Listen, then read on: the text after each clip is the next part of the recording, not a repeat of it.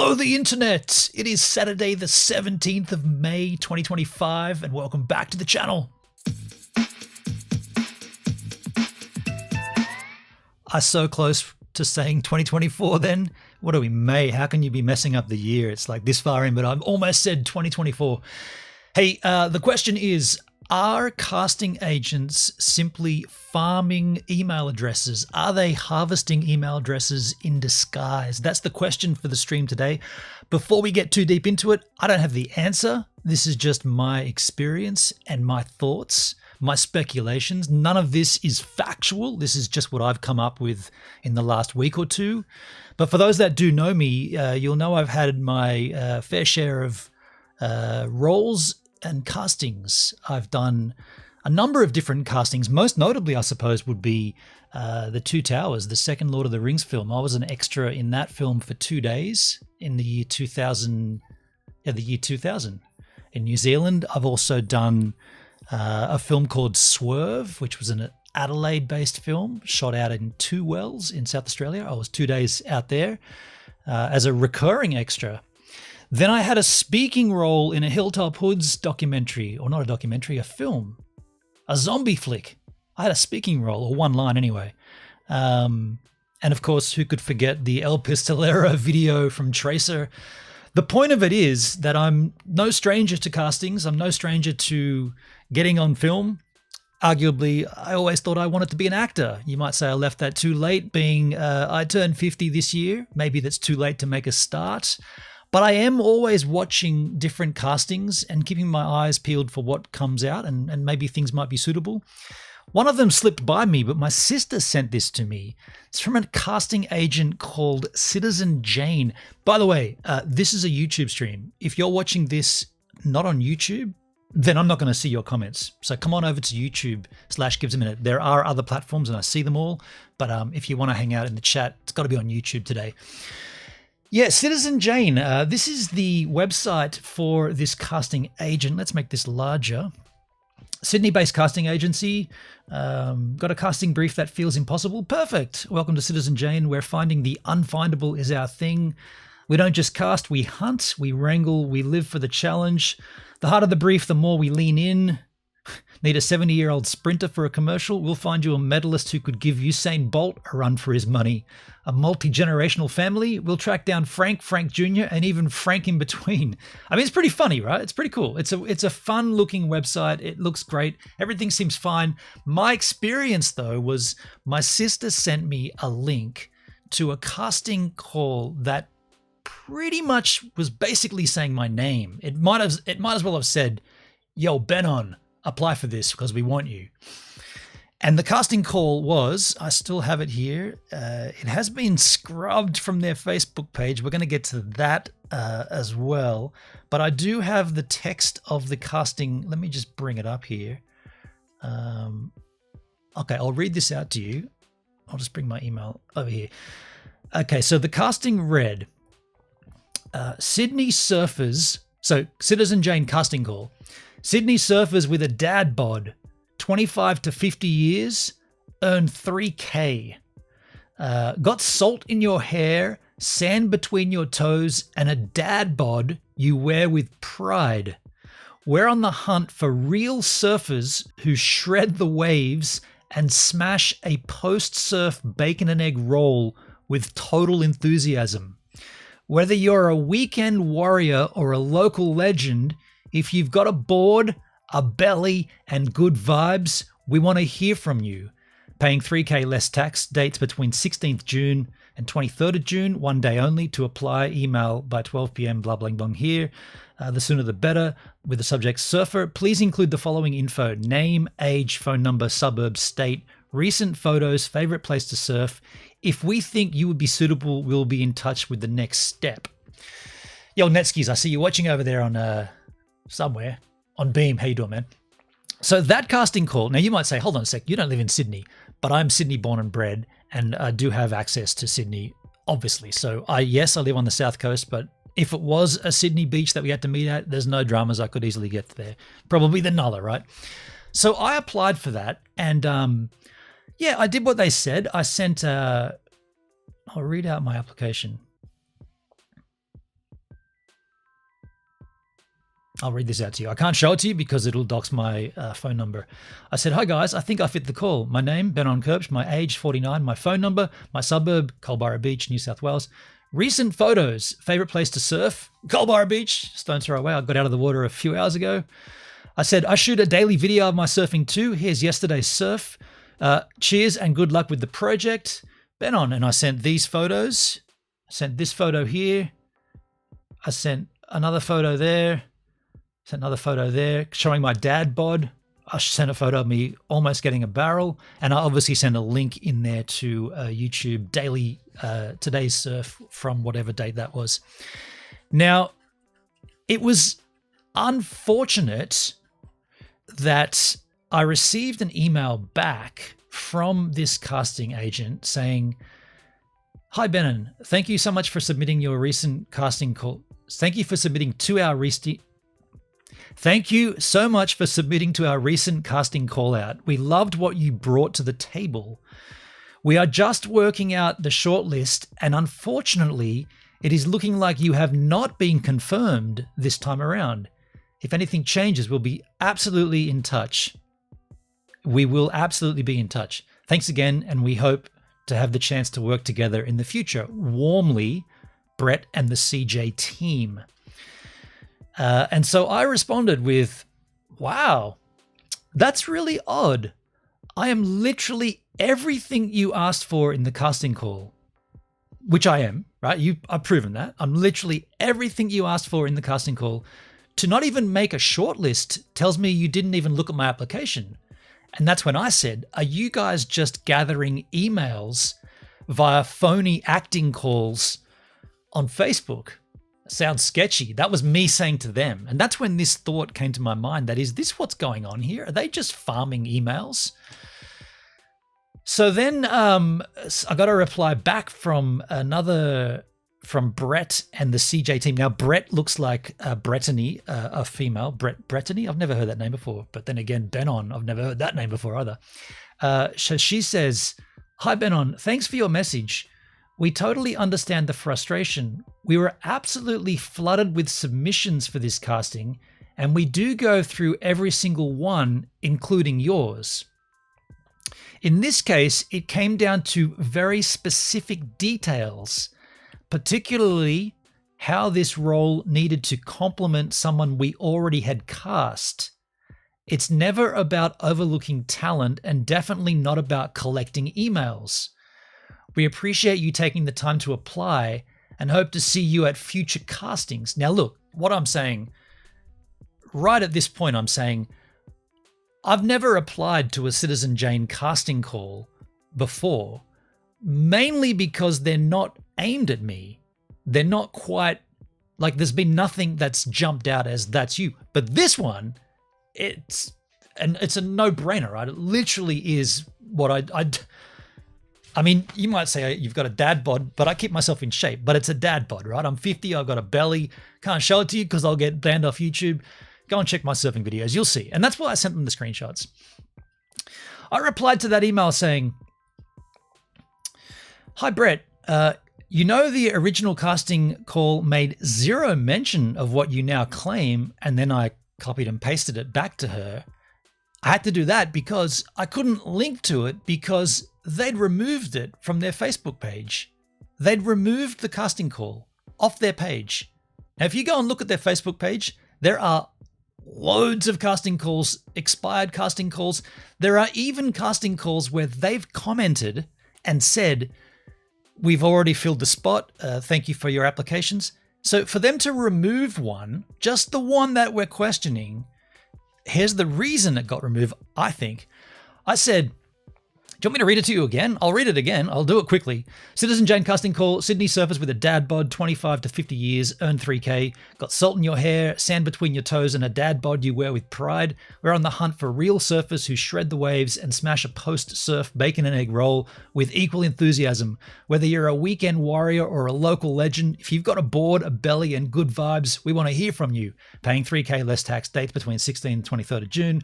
To apply, email here, the sooner the better, with the subject surfer. Please please include the following: name, age, phone number, suburb, state, recent photos, favorite place to surf. If we think you'd be suitable, we will be in touch with the next steps. I said, that casting looks very wide in scope. If you were looking to match an existing cast member, you might have included mention of those details in the call. And then I said, it's also interesting that you've since deleted the casting call from your Facebook page, yet other castings remain. And here is proof of that. The content is not available right now. That's the link my sister sent me on the Facebook machine. Content's gone. So then I said, in the interest of providing a genuine response to myself and others who applied and were met with a similar response, I'll be discussing this matter on an upcoming live stream, this one right here, on my YouTube channel. Unless you have anything additional to add, I'll take your response below as being the official statement you'd like to make on the matter. Now, that's when someone from the team did ring me. I didn't take the call at the time. I was busy, but I did speak to them the next day. And I mentioned immediately that I'd be shooting this stream, and would it be okay if I recorded the call? Can I record the conversation so that then there's no chance that any of it can be, like, I can't disseminate the call incorrectly. I can't present the wrong information. Unfortunately, the person who now is not Brittany, it's a person called Gigi, G-I-G-I, she said no. She said, no, I do not want you to record the call. And I again said, the only reason I would record it is so that I can report it accurately, so that there's no chance I can present incorrect information. She said, no. So what I'm going to do now is, and after we had a chat, I said, well, then can you email me what you've just said to me so that at least I can read that and we don't get any chance to mix things up. I don't understand why people are so, no, you can't record this. It's like, dude, you get recorded. Everywhere you go, you're recorded. You walk down the street, you're being recorded. Like, all of a sudden it's like, oh, you can't, you wanted to record me so that you didn't report it incorrectly? People should say, absolutely. And I'll record it at my end to make sure that when you play it, you haven't cut it up. You know, you have a recording, I have a recording. If they don't match up, someone's done some editing. It doesn't make sense. People say no, but she said no. So let me read what Gigi said. She said, hey, Benon, appreciate you taking the time to chat with me earlier. You're absolutely entitled to share your experience publicly, and we respect your right to do so. Thank you. We do, however, ask that any commentary reflects the facts, which is why I wanted to record it. I've already said that. This was, and she said the facts, this was a legitimate casting call. No personal information has been misused, and all applications, including yours, were reviewed. Now, here's the thing. At the beginning of this stream, I said, when you apply for these things and you get the generic response, we checked out your application, you've been unsuccessful. What happens typically next is you then get emails after emails from these guys. Hey, check out this, check out that. And they've got a database that they can then prove to clients. Hey, look how big our database of potential actors, potential extras is. Look how big it is. It's massive.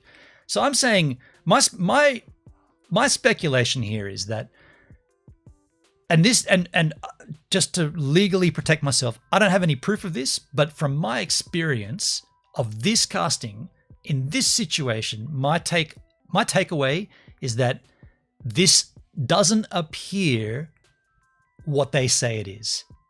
So you can read in between the lines, whatever you want to infer from that. But what I'm taking away from this is not what they're saying. She said, we understand that not being shortlisted can be frustrating. By the way, interesting to note, this email is all different fonts. So it's being copied and pasted. Some of it's bold, some of it's not bold, some of it's, I speculate, or I assume someone else was sending her this and she just pasted it in because it's all over the place. Like, it's been copied and pasted. She said, we understand that not being shortlisted can be frustrating, especially if you felt you were a strong match. Casting decisions are influenced by a range of factors. By the way, I'm not disagreeing with any of this. This is all factual, right? I'm not claiming she's making stuff up here. Netskis, I see you chatting over there on Beam. Come on to the YouTube. This is a YouTube stream. I see you there, though, up the top. She said, we understand not being sure casting decisions are influenced by a range of factors, many of which evolve throughout the process and aren't always reflected in the initial brief.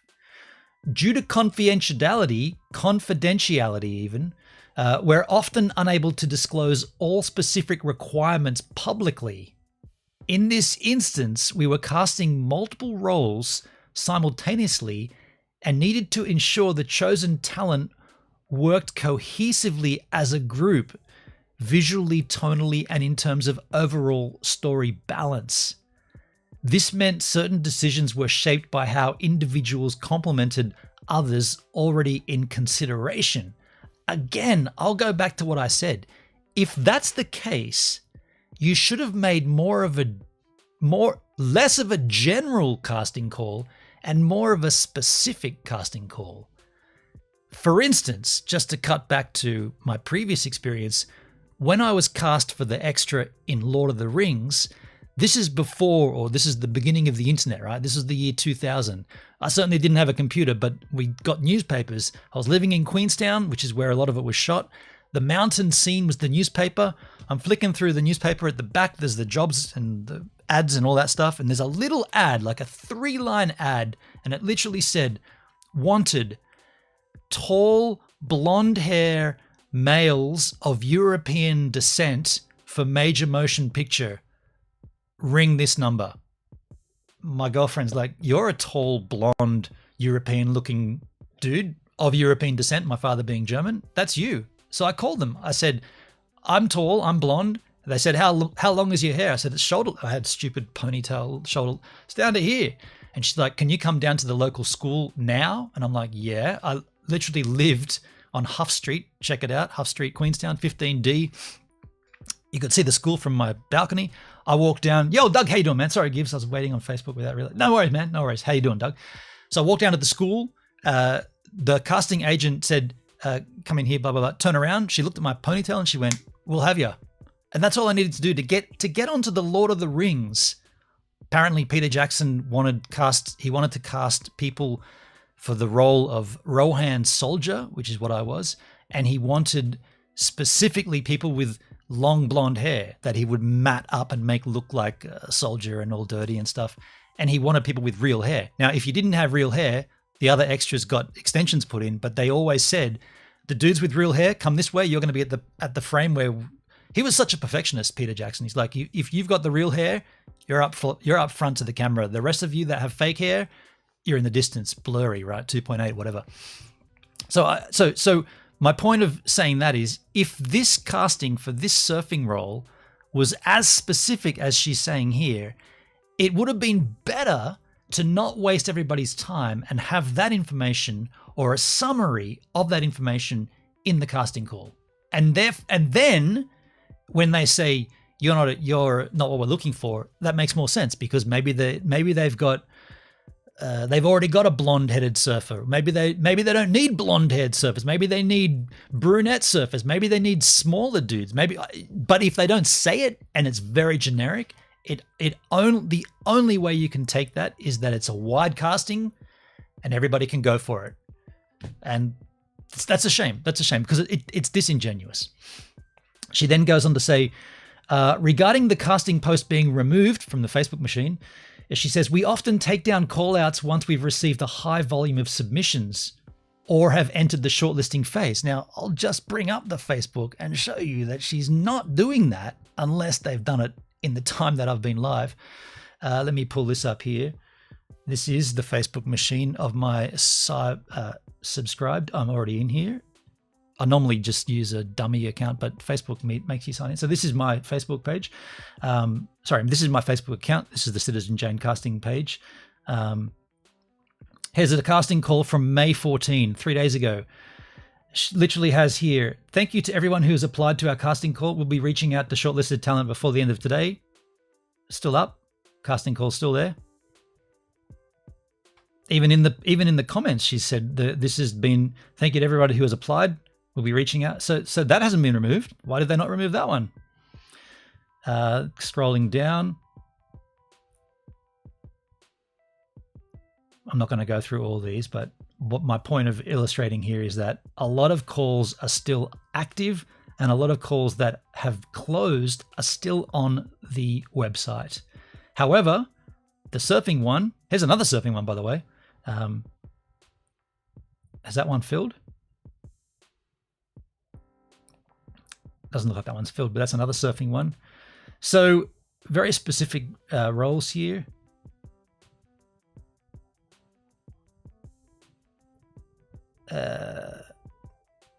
So that's due by the 10th. So there's another one that's over. 10th of March. It's now the 17th of March. That still exists. Casting call Australia-wide deaf individuals. D-deaf. I'm not sure what D/deaf. People that are deaf. So that's still up there. My point here is that she said that they take them down after they've filled them. Obviously they don't. They didn't. They did with the surfing one. Let's continue reading because this email is almost over. So she said regarding the casting post being removed, we often take down call outs once we've received a high. I guess she didn't say we always do. We often do. Once we've received a high volume of submissions or entered the shortlisting phase, this helps prevent further applications once capacity is reached. We really do appreciate the time and effort it takes to apply, and we're hugely grateful to our online community. Many of our best talent discoveries have come through people who respond to social posts. That's a weird thing to say. Many of our best talent discoveries have come through people who respond to our social. Isn't that where they all come from? Where else are you posting this? If not here and on Twitter. Maybe they've got a bulletin board or something. A bulletin board? What year are we in? I don't know. But yeah, so what did I respond to that? I don't think I responded to that. I don't think I needed to respond to that. No, that was just her summarizing our phone call. So there's been no further communication. And I guess that's just that. So to summarize, my experience with this wasn't great. I'm not. I want to be clear. I'm not suggesting that just because I applied, I should get the role. That's not what I'm trying to say here. But to not get a shortlist, that seems a little sketchy considering what they were asking for. It's like casting, like we need airline pilots who are competent flying, a 747 simulation. So a pilot's highly encouraged to apply, and then you apply as a pilot and they say you're not successful to even get a shortlist. It's like there aren't that many 747 airline pilots, and there are less that would have applied because they're busy with work. But here I am. Here's 10 other dudes. Wouldn't you narrow it down to the ones that were pilots? In this case, the surfing thing, they literally were looking for me. And to not even get a shortlist, at least to get in front of someone and say, blah, blah, blah, shoot my piece. And then they say, we're actually looking for something entirely different. Fine. That would be cool, right? I would be like, okay, I understand. Best of luck. But for them to say, we looked at your profile and you weren't successful, tells me, number one, they didn't look at it. And I know that because I really wish she'd let me record the call, because during the call, she made a couple of blunders. She said, we looked at your video and what was the word? She said, you're more of an advanced surfer and we're looking for learners or something to that effect. It might not have been the word learner. She didn't use the word grommet because she also used the word shred.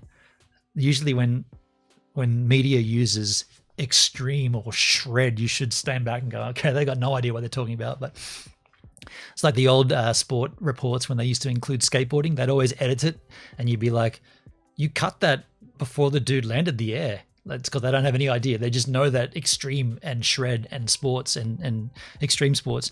So she kept saying you're advanced, and I was like, I had to stop her. I said, hold on a second. You obviously didn't watch my content, because if you think that's advanced surfing, holy shit. I mean, I got a whole bunch of dudes that will definitely be on my side of this equation. I am not an advanced surfer. I've only been surfing for the best part of the last 5 years now. I happen to live on a beach, so I've progressed relatively quickly. I'm a skateboarder from the age 11, so I know how to balance on a board, but I am not an advanced surfer.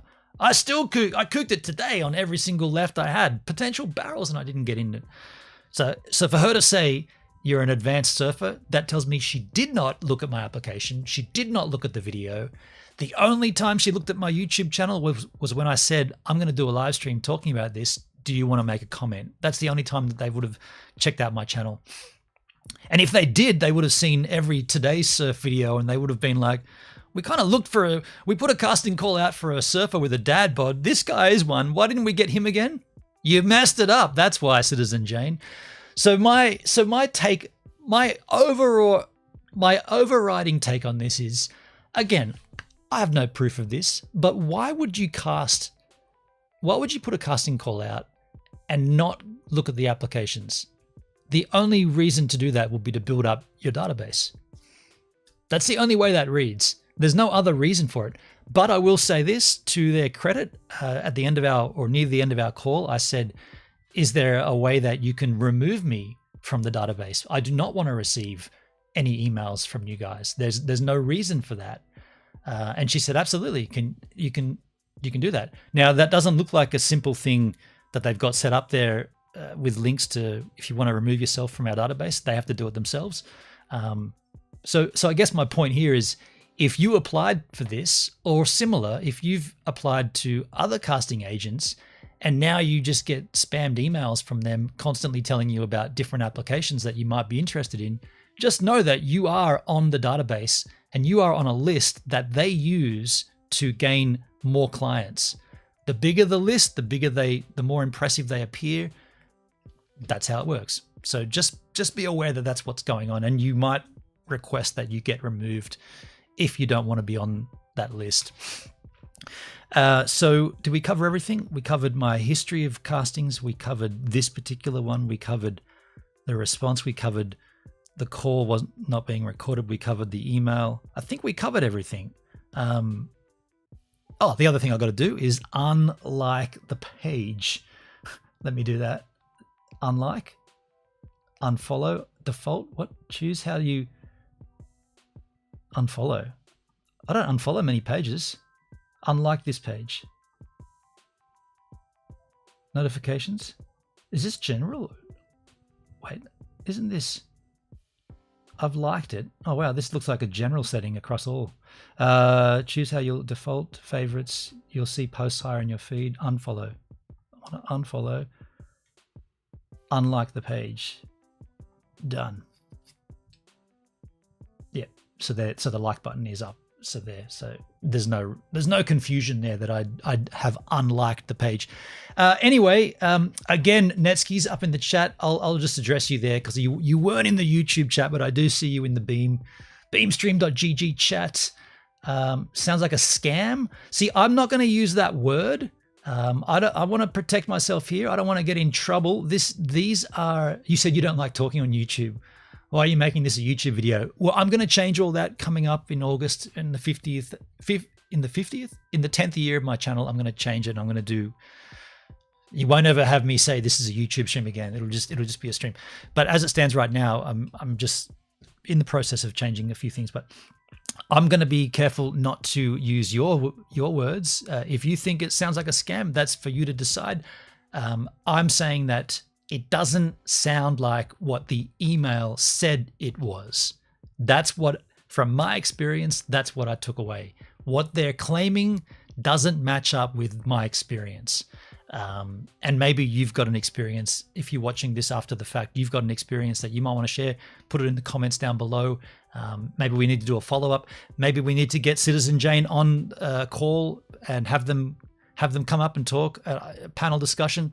I mean, it would be interesting. It would be a good conversation, but they don't like to be recorded. Maybe it would need to be a one and done. It's a live stream only that doesn't get a VOD after it. I don't know, but it could happen. But anyway, folks, cheers for your time and enjoy yourselves out there.